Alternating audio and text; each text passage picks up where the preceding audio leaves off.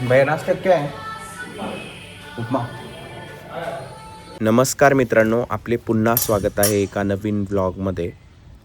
सकाळचे जवळपास 7:45 झालेले आहे आणि मी खाली आलो होतो. मला ऑफिसला जायचं आहे, थोडं लवकरच जायचं आहे.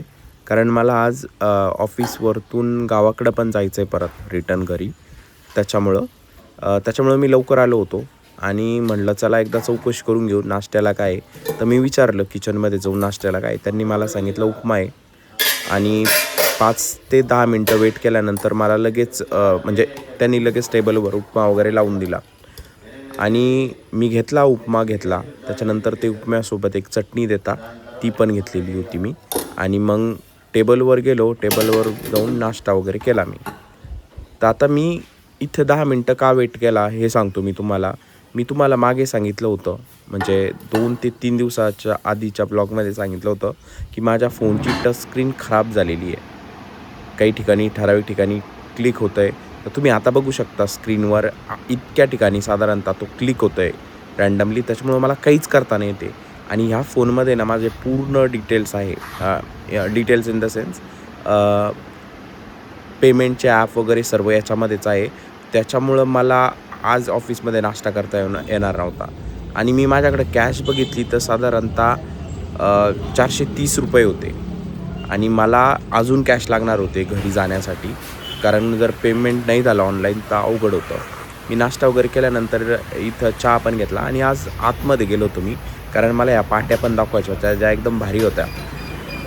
पाट्या वगैरे बघितल्या मी आणि निघालो ऑफिसला. तर ऑफिसला मी आज आहे ना बसनी आलेलो आहे कालीपिलीमध्ये, कारण गर्दी नव्हती. म्हणजे मीच पहिला बसणार होतो आणि थोडं लवकर निघालेलो होतो मी, त्याच्यामुळं चाललो होतो. बसनी आलो आणि बसनं आल्यामुळं काय झालं ना, जो ब्लू रिज सर्कल आहे तिथं गेल्या बस लगेच चेक झाली. त्याच्यामुळं तिथे 2-3 मिनटं अजून उशीर झाला मला. तर आता मी ऑफिसला निघालेलो आहे. ऑफिसमध्ये जाऊन शुक्रवारी काय करतो ना मी जनरली जे काम असतं ना माझं ते गुरुवारीच करण्याचा प्रयत्न करतो. म्हणजे अर्धं तरी काम गुरुवारीच करतो आणि बाकीचं काम शुक्रवारी करतो आणि म्हणजे जेणेकरून मला लवकर निघता येईल, हा माझा हिशोब असतो त्याच्यामागचा. आणि जरी आलं काम तर घरी आल्यानंतर परत रात्री करायचं, असं पण एक टार्गेट असतं. तर असो, आता हा मोबाईल खराब झालेला आहे ना, याच्यामुळे मला भरपूर इश्यू येत आहे. म्हणजे तुम्ही एकतर काही ऑर्डर नाही करू शकत. हंगर बॉक्स पण माझं त्याच याच्यात आहे. त्याच्यानंतर कंपनीचे काही ॲप्लिकेशन असतात ते पण त्याच फोनमध्ये, माझे पेमेंटचे ॲप्लिकेशन पण त्याच फोनमध्ये आणि विशेषतः मी ब्लाबला वापरतो तर ते पण त्याच फोनमध्ये. तर काल रात्री काय केलं ना मी, तो काल रात्रीपासूनच मला जास्तच इश्यू येतो आहे थोडा. तर मी तो फोन साईडलाच ठेवलेला होता. पण मला उद्या म्हणजे आज घरी जायचं होतं, त्याच्यामुळं मी काय केलं ना, काल रात्रीच ब्लाबला वगैरे इन्स्टॉल करून घेतलं होतं दुसऱ्या फोनमध्ये. मेनली ब्लाबलाच केलं होतं मी, दुसरे ॲप वगैरे केले नव्हते.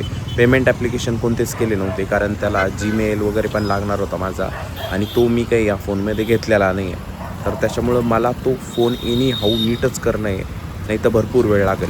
मी कालच आहे ना ब्लाबलावरनं राईड बुक केलेली आहे.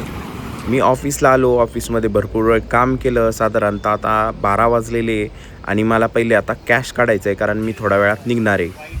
तर ऑफिसमध्ये मी कॅन्टीनकडे चाललेलो आहे आणि कॅन्टीनमध्ये जवळपास 2 ATM आहे. तर हो, आणि आमच्या कंपनीमध्ये ATM मशीन पण आहे, जिथून तुम्ही पैसे काढू शकता. मागे एकदा मी पैसे काढले होते तेव्हा 500च्याच नोटा होत्या. आज 100च्या पण नोटा होत्या. त्याच्यामुळं मी काय करतो आहे ना, 1200 रुपये काढून देतो आहे. कारण मला साधारणतः 650 रुपये हे ब्लाबलावाल्याला पण द्यायचे आणि 500 रुपये मी माझ्याकडं पण ठेवले, कारण कॅश माझ्याकडं कमी होती तसे. पैसे काढून घेतले वगैरे मी आणि सुरुवातीला काय आलं ना, ते पैसे जिथून येताना ते ओपन झालं आणि मला असं वाटलं का पैसेच बाहेर येत आहे.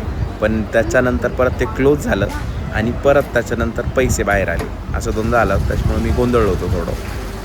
पैसे बाहेर आले आणि त्याच्यानंतर मी नोटीस केलं की म्हणजे मी तो फोन वापरतच नव्हतो. तर त्याच्यानंतर सहज मी फोन वगैरे ओपन करून बघितला तर फोन चालायला लागला होता. तर मला एक गोष्ट ध्यानात आली त्याच्यानंतर की फोन आहे ना थोडा थंड जर असेल, ACच्या वातावरणामध्ये असेल ना, तर तो टच स्क्रीनचा त्याला इश्यू थोडा कमी येतो आहे, किंवा म्हणजे ओपन केल्यानंतर ॲटलिस्ट तो 20 सेकंद चालतो, त्याच्यानंतर परत इश्यू येतो. त्याच्यामुळे आहे ना मी लगेच ऑर्डर करून टाकले आणि ऑर्डर जे इझी आयटम होते ते करून टाकले मी. परत एक मॅगी केली होती आणि त्याच्यानंतर एक चिक्कू शेक केला होता. कारण हेच मी खाणार होतो आणि याच्यानंतर मी डायरेक्ट घरी निघणार होतो.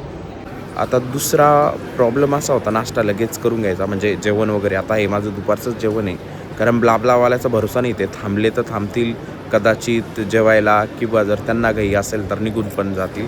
ते काही असं फिक्स नसतं टॅक्सीसारखं का जेवायला कुठंतरी थांबणार आहे. त्याच्यानंतर मी मॅगी वगैरे खाल्ली आणि मॅगी खाऊन ऑफिसमध्ये गेलो होतो. जेवणानंतर मी असा विचार केला की आता लगेच मला बॅग घेऊन निघायचं आहे. पण ऑफिसमध्ये पोहोचल्यानंतर परत तेच, म्हणजे काम आलं होतं मला. कॉल वगैरे झाला, त्याच्यानंतर 1-1.5 तास काम केलं मी आणि मग निघालो. ब्लाबलावाला लगेच आला होता आणि आम्ही आता सर्वजण निघालो होतो. आणि ह्या ब्लाबलावाल्याने काय केलेलं होतं ना, जवळपास 3 जणं होते याच्या, म्हणजे ब्लाबला ॲपवरून एका 4 व्हीलरमध्ये तुम्ही 3च जणं मॅक्झिमम घेऊ शकता.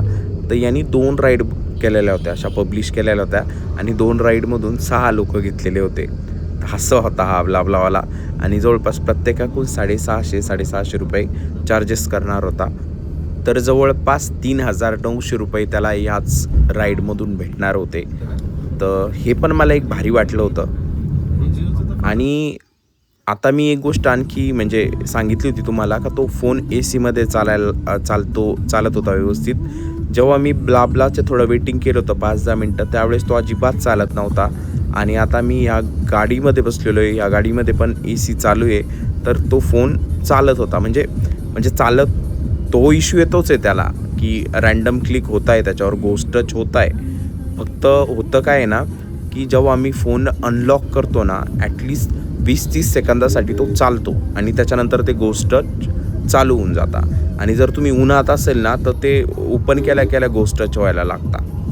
असो, आता मी चाललो होतो आणि बऱ्यापैकी ट्रॅफिक होती, भरपूर जाम होता. वाघोलीमध्ये तर भयंकर जाम होता. आता आम्ही निघालेलो आहे सर्वजण आणि पुढे वाघोलीमध्ये पोहोचताच आहे ना, एका ठिकाणी ॲक्सिडेंट झालेला होता. तिथं हे वाद चालू होते. आम्ही वाघोलीतून गावातून गेलो होतो थोडं आणि आता आम्ही पोहोचलेलो आहे देवगडला. आता घरजवळ आलेलं आहे आणि संध्याकाळ झालेली आहे जवळपास. आता मला घरी जाऊन पण आहे ना बऱ्यापैकी काम करायचं आहे, कारण आज वर्किंग डे आणि मी सकाळी मॅक्झिमम काम करून आलेलो आहे. पण घरी आल्यानंतर चेक करावं लागेल की काही काम आलेलं आहे का, आणि ते करावं लागेल. मी पोहोचलो भेंडाळा फाट्याला गेल्यानंतर भरपूर भूक लागली होती. मी तिथं जांभळं घेतले, जे जवळपास ₹200 किलो, आणि हे ₹20चे जांभळं घेतले होते मी. त्याच्यानंतर मी आमच्या गंगापूरचं घर आहे तिथं विशालचं दुकान आहे, त्या विशालच्या दुकानात आलो होतो. कारण माझा भाऊ मला तिथं घ्यायला येणार होता. मग मी थांबलो होतो आणि तिथं हे केकचं त्याचं नाव वगैरे लिहून दिलं होतं त्यांनी आणि केक देत होता एका कस्टमरला. मी घरी वगैरे आलो. घरी आल्या जेवण रेडी झालेलं होतं. ज्वारीची भाकर होती, मटकीची भाजी होती काळी, भात होता, कांदा होता. मी मस्तपैकी जेवण केलं. त्याच्यानंतर गावामध्ये पाणी वगैरे आणायला गेलो होतो, कारण पाणी पण संपलेलं होतं. आणि आल्यानंतर कामाला बसलो होतो आणि जवळपास 1 ते 2 तास मी काम केलं आणि त्याच्यानंतर माझा डे एंड केला. उद्या मला माझा फोन पहिला नीट करावा लागणार आहे, कारण माझ्या कामासाठी पण मला फोनच लागतो म्हणून.